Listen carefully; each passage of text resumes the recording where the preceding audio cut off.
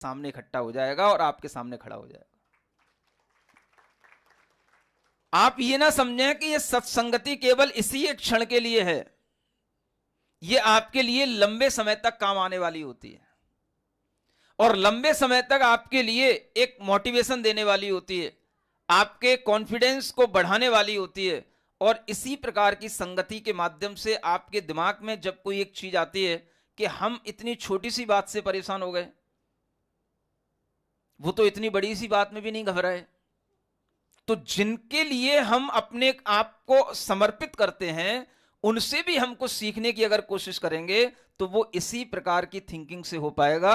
और जब इस तरह से हम देखते हैं कि राम वन में भी रह करके कभी खुश भी रहे तो कभी परेशान भी रहे, और एक खुशी और परेशानी जीवन का हिस्सा है।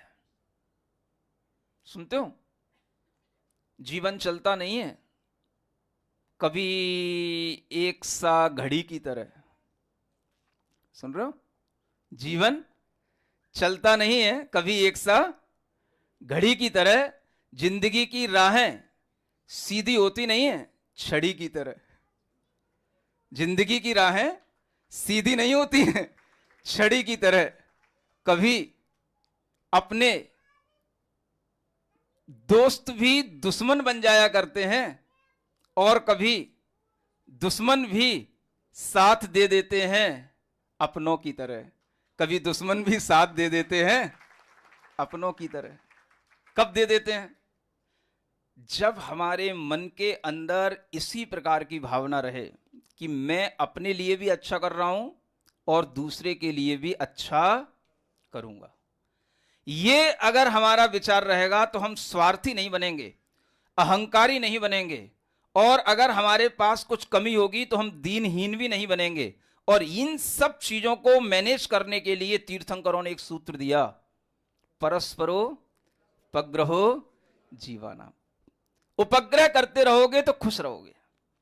अहंकार भी एक ऐसी बला है कि अगर इतनी बड़ी, मान लो कोई भी संस्था है, अगर इसमें किसी एक का नाम कहीं छूट जाए तो आदमी इसलिए विचलित नहीं होता कि उसका नाम नहीं बोला गया, इसलिए विचलित हो जाता है कि अन्य सबका बोला गया, मेरा क्यों नहीं बोला गया। नहीं समझ आया?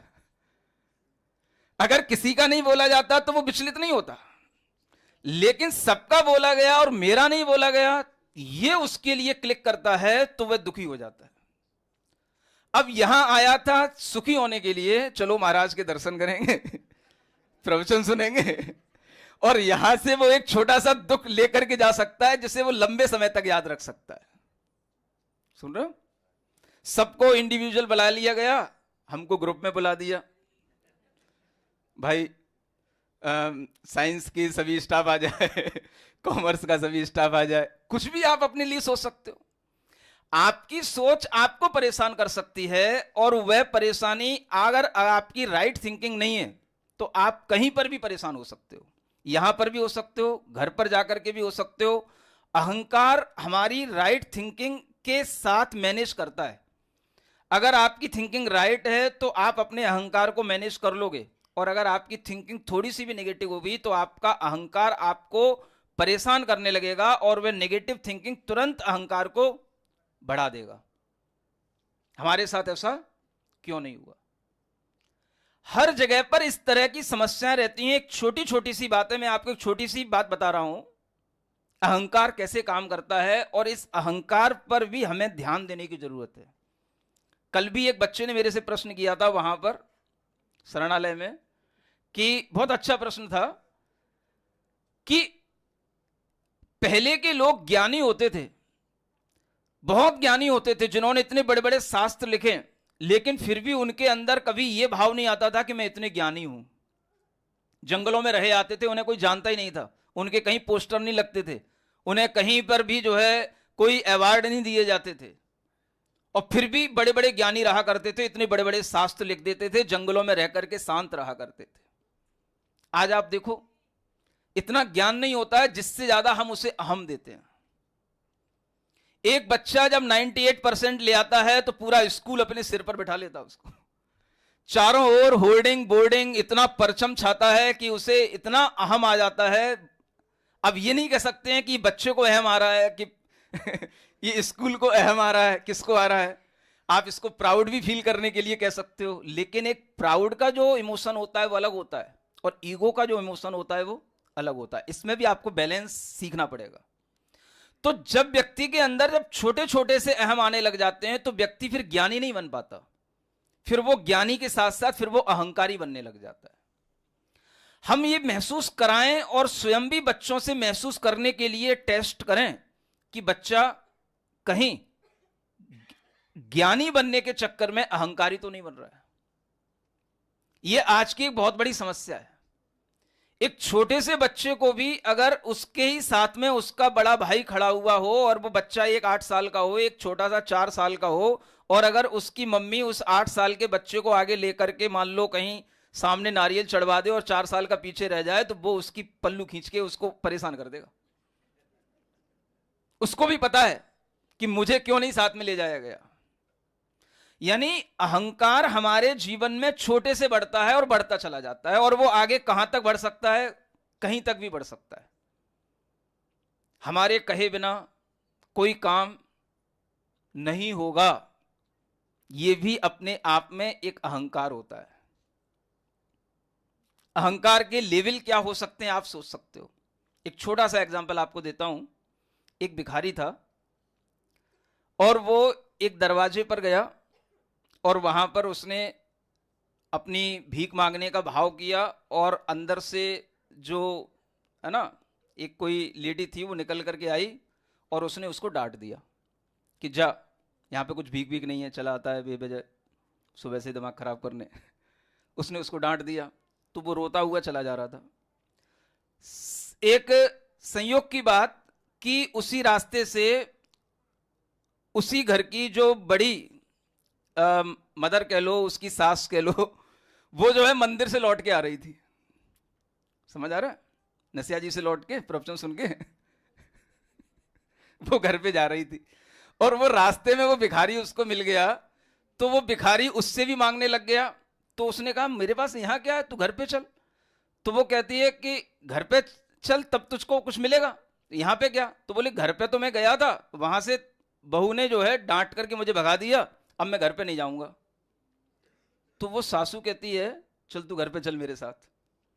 तो वो उसको घर पर ले जाती है और सबसे पहले ले जाकर के बहू को डांटती है, और फिर बहू को डांटती है तो वो देखता रहता है भिखारी कि देखो बहू को डांट रही है। अब भिखारी ने ये तो सब देख लिया कि बहू को डांट रही है, और डांटने के बाद जब भिखारी कहता है अब मुझे कुछ दो तो दो, तो वो कहती है चल तू जा, कुछ नहीं है तेरे लिए। अरे तो भिखारी सोचता भाई ये क्या बात हुई, तू हमको यहां पर फिर लेके क्यों आई थी। तो वो कहती है, मालूम है क्या कहती है, ये बात बहुत पॉइंट की, इसको समझना है, आपको हमेशा याद रखना है। मैं तुझे ये बताने आई थी, इसलिए वापस लेकर के आई थी कि अगर हमें भीख नहीं देनी है तो ये मना करने का अधिकार मेरा है, बहू का नहीं है। नहीं समझ में आया? उसकी कैसी हिम्मत पड़ गई, उसने कैसे मना कर दिया, घर तो मेरा है ना, मना मैं करूंगी। ये कहलाता है ईगो। आप समझें कि ये हमारा अहंकार कहां कहां काम करता है और ये किस तरह से हमारे भीतर सूक्ष्मता के साथ में बड़ा होता रहता है। ये सबसे बड़ा भीतरी पाप है, और ये हमारी प्रोग्रेस में सबसे बड़ा हिंड्रेंस है। अगर हम इसको भी समझेंगे, इसको भी कंट्रोल करेंगे, तो हमारी प्रोग्रेस अच्छी होगी। प्रोग्रेस किसी एक पोजीशन पर आने से नहीं होती है। प्रोग्रेस हमेशा, इनर प्रोग्रेस ऑलवेज बनी रहनी चाहिए, और वो जो है तभी बनी रह सकती है जब हम इस तरीके की स्पिरिचुअलिटी के साथ में अपने आप को थोड़ा सा एग्जामाइन करते रहेंगे।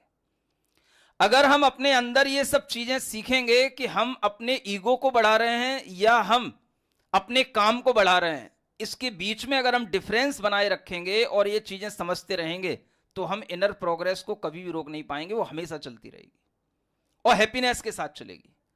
तो मैंने आपसे यहीं से शुरू किया था कि जो आपकी आज पोजीशन है, चाहे वो स्कूल की हो, चाहे आपके स्टाफ मेंबर्स की हो, या आपकी रिजल्ट लेकर के आपकी डिस्ट्रिक्ट में जो भी पोजीशन हो वह पोजीशन अच्छी है, और मैं आपके लिए आशीर्वाद देता हूं कि पोजीशन और बढ़ेगी और अच्छा होगा, इसमें कहीं कोई कमी नहीं आएगी। लेकिन इसके साथ साथ ये अपनी इनर प्रोग्रेस बढ़ाने के लिए हैप्पीनेस का इंडेक्स भी हमारे लिए बढ़ता रहना चाहिए, और हम कभी ये भी बता पाएं कि भले ही हमारे स्कूल के रिजल्ट्स किसी भी कारण से कहीं पर मान लो 98 नहीं 90% रह गया, लेकिन हम गर्व से ये कह पाएं कि हमारे स्कूल के हर एक मेंबर का हैप्पीनेस इंडेक्स अन्य स्कूलों से बहुत बढ़ा चढ़ा है, तो ये आपके लिए एक बहुत बड़ा गौरव की बात होगी। और आज इसी की सबसे